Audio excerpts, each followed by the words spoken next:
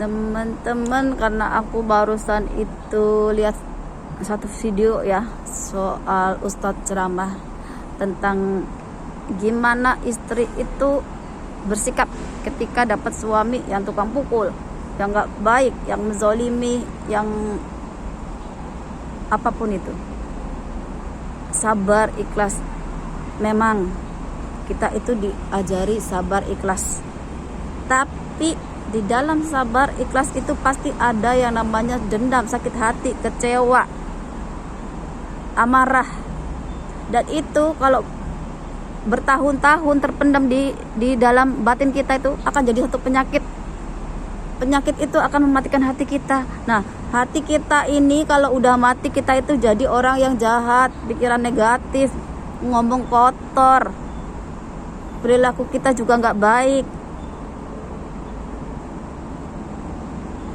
Kita itu gampang, ibaratnya gampang marah, gampang tersinggung. Kelamaan kita itu gampang depresi, gampang stres, sakit mental, sakit jiwa.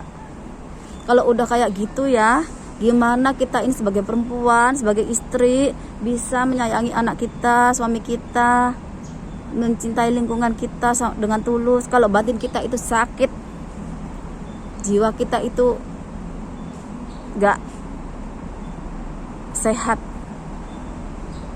Tuhan itu ngajarin kita mencintai orang lain dengan tulus, mengajarkan kasih sayang, tapi kita juga harus mencintai diri kita sendiri. Kenapa? Karena kalau kita itu gak mencintai diri kita sendiri, gak menghargai diri kita sendiri, orang lain juga sama, gak bakal menghargai, mencintai kita. Tuhan itu kadang-kadang ngasih kita ujian lewat apa aja. Bisa lewat suami. Yang suami yang kita nikahi kadang-kadang itu belum jodoh kita. Kenapa? Karena itu bisa jadi satu ujian buat kita. Agar apa? Agar hati kita itu bisa dibersihkan. Jadi kalau dapat suami yang gitu, kalau kita udah gak bisa, daripada kita sakit jiwa, kita itu cintai diri kita sendiri, tinggalkan. Tuhan itu tahu yang terbaik buat kita. Gak mungkin Tuhan itu menjodohkan kita sama orang yang menyakiti kita. Tuhan itu sudah menakdirkan kita punya pasangan yang sejiwa, yang sehati, sepemikiran, yang bisa melengkapi kita, yang bisa satu energi, yang menjadi satu kekuatan.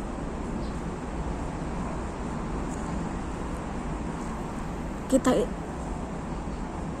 jadi agama itu jangan dijadikan pembenaran untuk yang malah merusak kita, merusak diri kita sendiri. Kita ini nih bukan hanya badan aja, tapi kita ini ada jiwa kita yang harus kita jaga. Jiwa kita kalau sakit, kita itu, badan kita itu juga gak seimbang.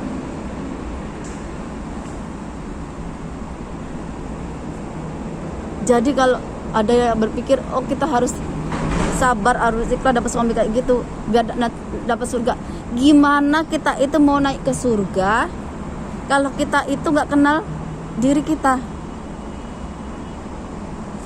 Yang naik ke surga itu nanti jiwa kita, ruh kita yang suci itu tuh. Tapi kalau kita udah kenal Tuhan, sedangkan badan kita itu mati, ditanam di bumi, ditanam di alam, tapi juga dalam keadaan yang baik, keadaan yang suci. Sucinya badan itu apa sih? Menghilangkan nafsu, berbuat kebaikan. Kalau kita mukulin istri, gak mungkin kita itu masuk ke surga.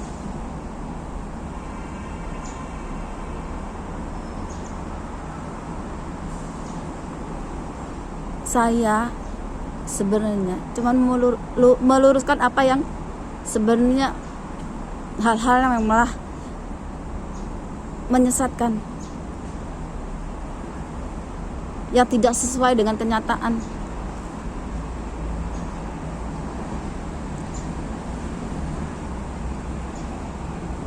Orang sebenarnya semua agama itu ya sama ya. Cuman yang sekarang kalau Islam itu fokusnya ke badan, ke jasad aja. Sedangkan untuk ruh, untuk jiwa itu kurang. Padahal kalau kita kenal ruh, kenal jiwa kita bisa mematikan ego kita akan menjadi lebih baik. Kita itu jadi sehat mentalnya,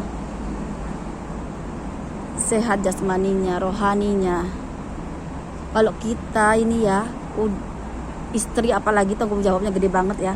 Kalau kita itu udah bisa mencintai diri kita sendiri, kita itu bisa mencintai anak-anak kita, suami kita dengan lebih baik lagi. Saya kalau ngomong kayak gini berarti saya udah jalaninnya, udah prakteknya. Bukan saya dari karang-karangan atau dari entah berantah yang nggak tahu.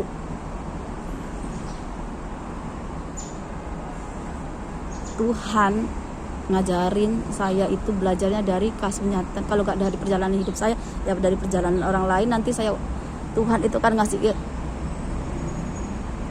petunjuk-petunjuk yang lain. Tuhan itu sayang sama semua orang, sama, nggak ada laki, nggak ada perempuan, sama. Tuhan tuh nyiptainnya sepasang. Jadi jangan mengharapkan, oh aku di surga mati dapat bidadari 72. Kamu itu udah punya pasangan jiwa yang memang udah takdirnya. Kalau namanya pasangan jiwa ya udah dari sononya. Kita berpulang ya ketemu lagi.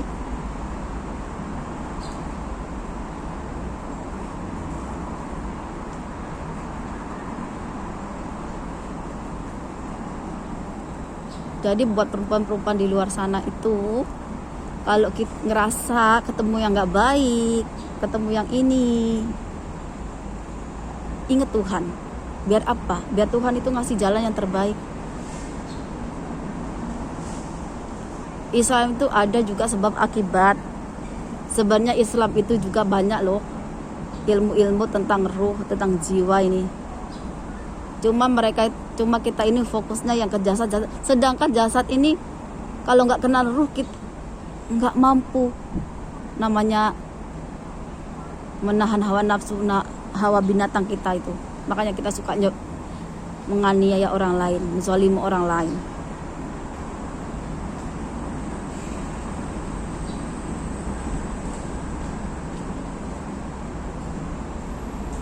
Karena saya juga perempuan, saya bisa membayangkan kenapa kalau perempuan itu udah dapet suasana yang kayak gitu tuh, belum kalau ketambahan dari mertua nih, tambah depresi lagi. Makanya banyak perempuan bunuh diri, atau ini anaknya, mukulin anaknya, atau apapun itu. Kenapa? Karena mental dia problem. Kalau udah itu, dia itu butuh ibaratnya psikiater. Dia butuh orang yang bisa bantuin, ngelapin emosi, bantuin dia untuk sehat kembali. Makanya kenapa saya ngambil jalan ini, saya pengen apa yang saya dapat dari Tuhan itu saya kembalikan ke dunia ini buat orang lain, biar orang lain itu sehat rohaninya. Saya itu fokus ke rohani. Kalau saya lebih suka ibaratnya bikin video kayak gini nih. Kalau face to face itu kadang-kadang orang itu dinasihati malah nyakitin. Saya kalau udah disakitin nih, ruh saya ini kan udah kenal Tuhan nih, pasti ngadu nih sama Tuhan. Gak tahu apa yang diaduin, pasti ngadu nih. Sedangkan kalau udah ngadu nih, alam itu akan ngerespon. Jadi kalau saya pakai video kayak gini, alam ini yang ngerespon. Jadi energi nih dibawa kemana? Orang-orang yang vibrasi, seenergi pasti dapat ilmu yang apa yang saya ngomong ini. Walaupun mereka nggak lihat video ini, mereka pasti dapat. Entah itu disampaikan dari leluhur, disampaikan dari malaikat, disampaikan dari entah apapun itu caranya, mereka akan tahu dengan sendirinya.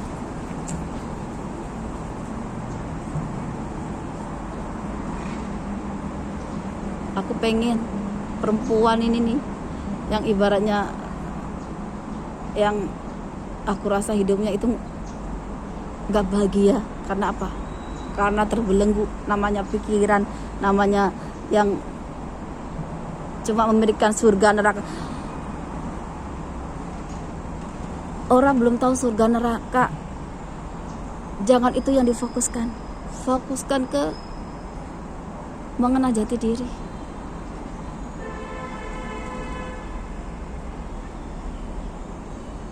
Aku kayaknya udah hilang kata-kata ya. Mau bener dah, saya bilang kalau lihat Nusantara ini kayak lihat rumah, kayak lihat rumah itu yang atasnya bagus, dalamnya acak-adul, pondasinya udah mau roboh. Kalau mau diperbaiki juga nggak mungkin. Kenapa? Karena pondasinya yang udah rusak.